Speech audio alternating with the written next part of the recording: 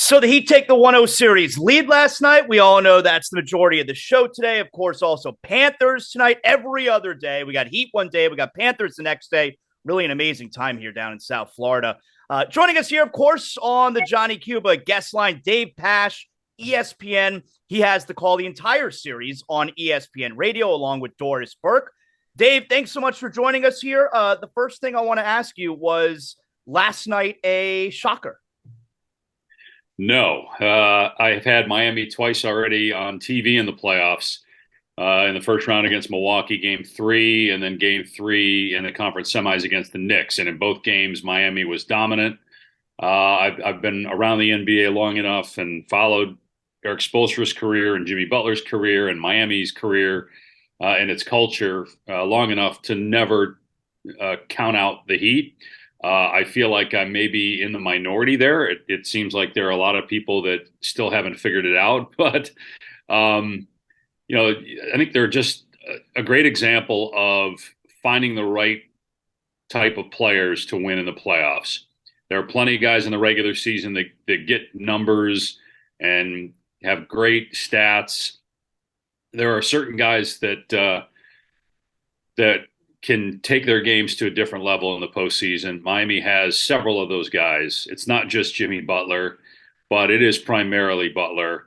I'm watching him throughout this postseason, and I'm not comparing him to Michael Jordan or Kobe Bryant, but some of his grit, his toughness, the timeliness of the plays he makes, it reminds you of the greatest players we've seen in the greatest moments. And it'll be interesting to see if he can keep this up because, again, what he did last night in game 1, I mean, there haven't been many guys to go 35, 5, 5, 5.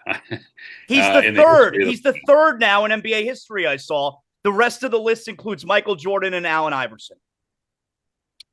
6 steals. It's just, he's remarkable. And I love his toughness. I love his grit.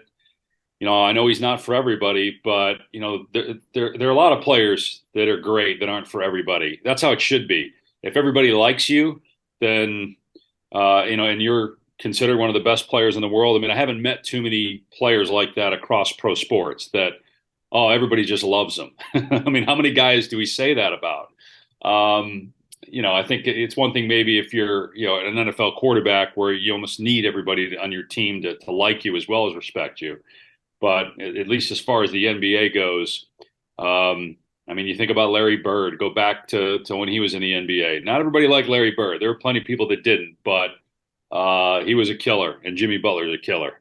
My favorite part last night was after the game. And look, we're used to it here. But my favorite part after the game, Jimmy's, you're working on the radio, so you're not seeing it, I imagine. And NBA on TNT, they're interviewing Jimmy on the floor right after the game. And he's being cordial, of course, but he's just so unimpressed with all of it. It's like, we won this one game. I expect to win every single game. I'll see you in 2 nights. Just completely unimpressed. I love it. Yeah. I mean, we had Kyle Lowry on our broadcast, and I think there's, Kyle's built in a similar way. You just think about, his career and what he's accomplished. And, there were people early in Kyle's career that, were questioning him. There were a lot of people that weren't sure about him, and he didn't make, as many friends as maybe some other players did. I'm okay with that. I think Miami's certainly okay with that. You get in these playoff games, there are no friends.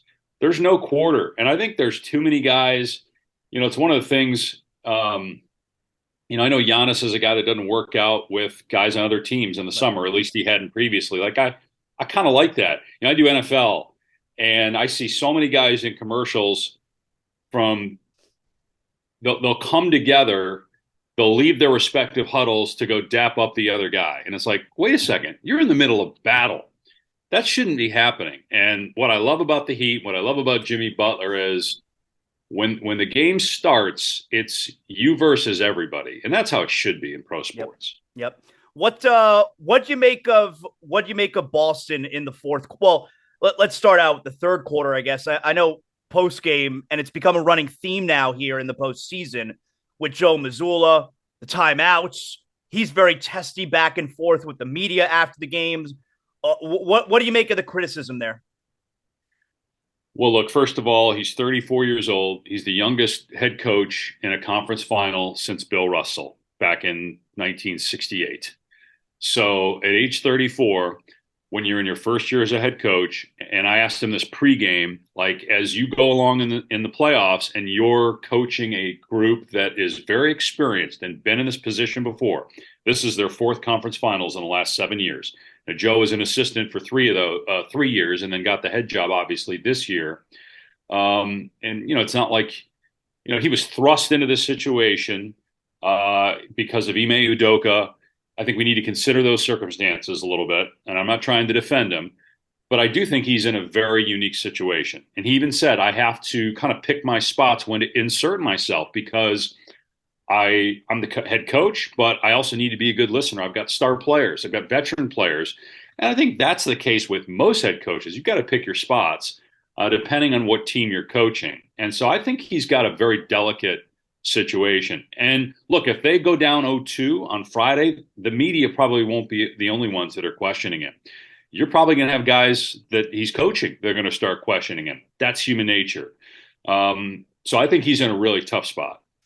As far as Bam's performance, one of the things that I went into this series with was Bam gets a lot of criticism down here, period. He's kind of like every good team has the guy that the fan base looks at when the team isn't playing well. He needs to do more. It's his fault. Like Bam's that guy for the Heat fan. And he struggled in the East Finals last year, especially going up against Rob Williams. Bam had a great game 7, but still for the series, he really struggled. And I feel this could be a real redemption series for Bam Adebayo.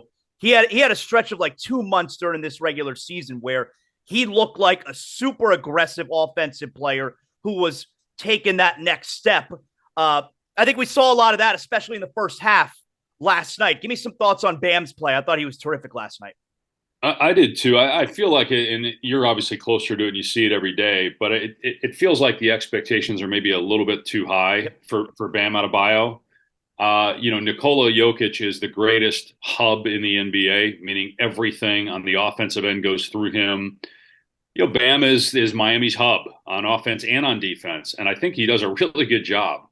He's been an all-star twice.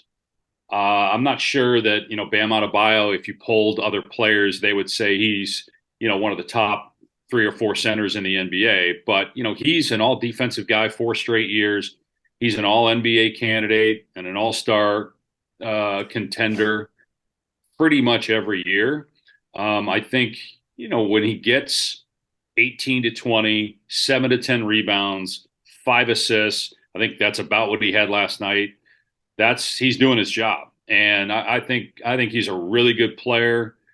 I think it's interesting that because we get asked about Bam Adebayo a lot, and to me, Jimmy Butler's a superstar. I think Bam Adebayo is an excellent player, and I think based on what's asked of him, he exceeds his role. I think because of all that they expect of him and ask him to do. Do you think there are teams out there who, and you see all these coaches, these championship coaches who get fired over the last few weeks? Do you think there are teams out there whose ownership looks at what the Miami Heat do with Gabe Vincent, Max Strus, Caleb Martin, Duncan Robinson, undrafted players who spent time in the G League, low salaried players? Look at what the Heat are doing. Like, why aren't we finding the value? Why aren't we able to do what the Miami Heat continuously are able to do? Well, a couple things. I was asked this during a pregame interview nationally with ESPN Radio last night. First of all, what's happening with the coaches is out of control. When you have Monty Williams, Doc Rivers, Mike Budenholzer, all fired within the last couple weeks. Imagine if Miami had lost patience in Eric Spoelstra 12 years ago when they lost to Dallas in that first run to the finals with that group. Imagine if they had pulled the trigger on Eric Spoelstra and fired him. Obviously would have been a huge mistake. Huge mistake. You've got to identify.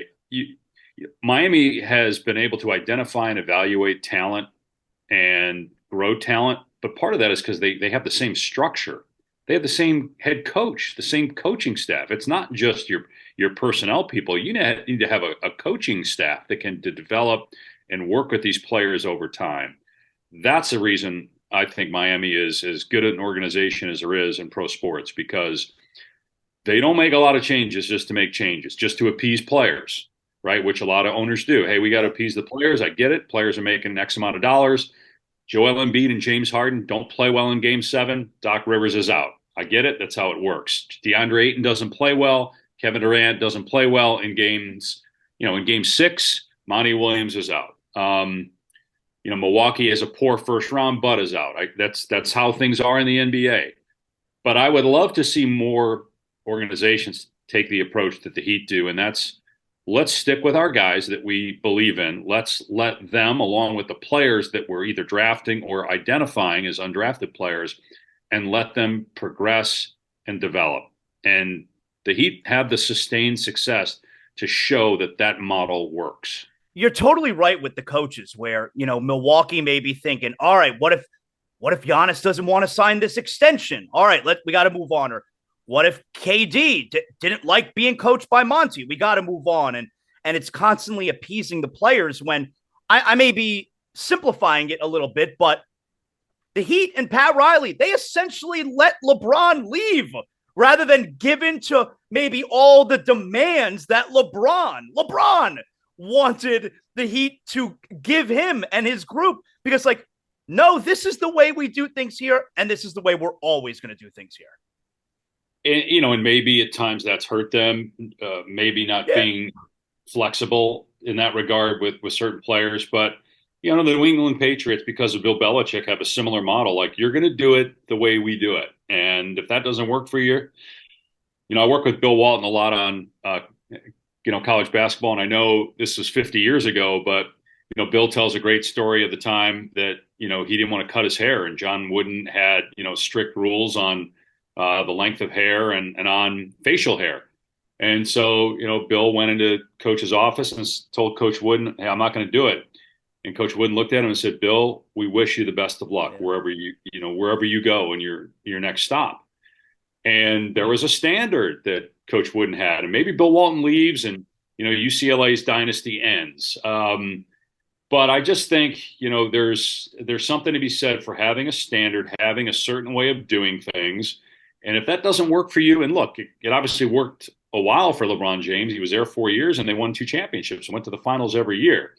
And maybe it's hurt Miami at times, but look, this is a franchise that's had as much success as anybody the last 2 decades in the NBA. And there's got to be a reason why. It's not just because of players. It's because of everything.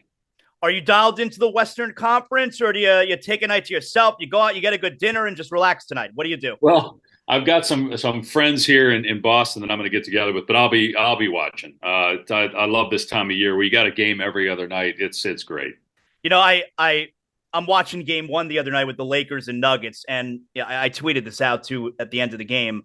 You want to vote for Joel Embiid for the MVP? It's fine. He's amazing. He had an amazing year. But it's like I'm watching Nikola Jokic, and it's a joke. He's incredible. And the MVP award, listen, Michael Jordan won it only 5 times, okay?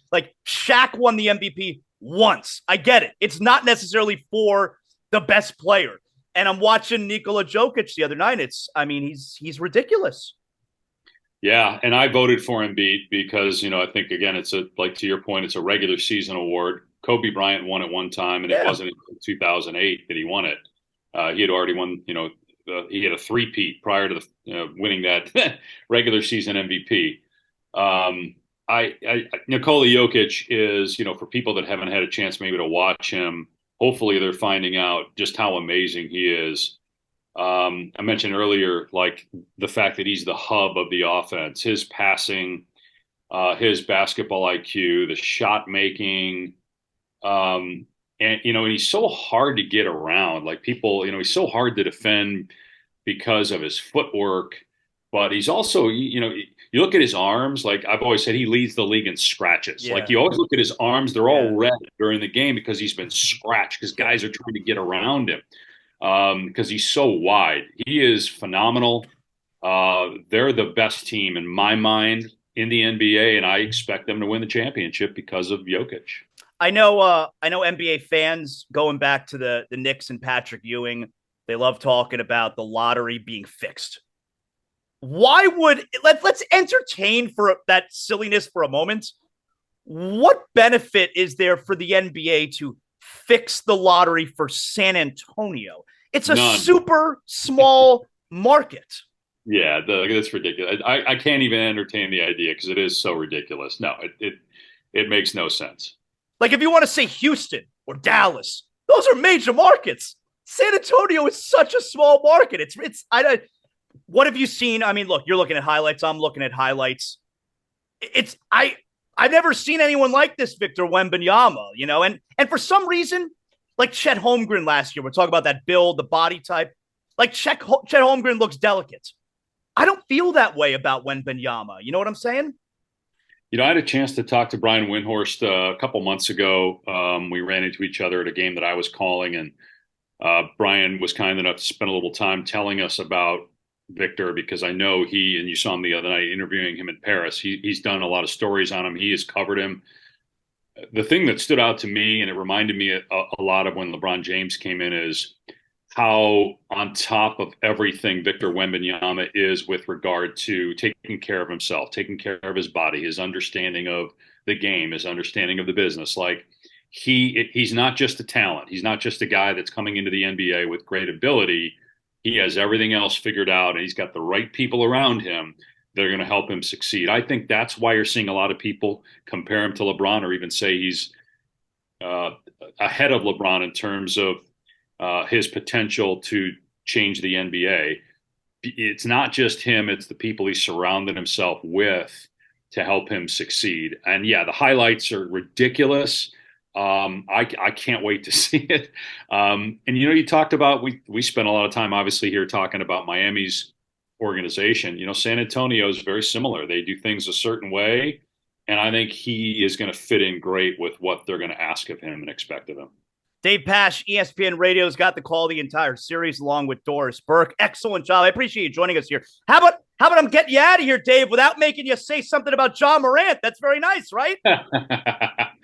Yeah, it feels like I'm the only one that hasn't been asked about that, which is just fine.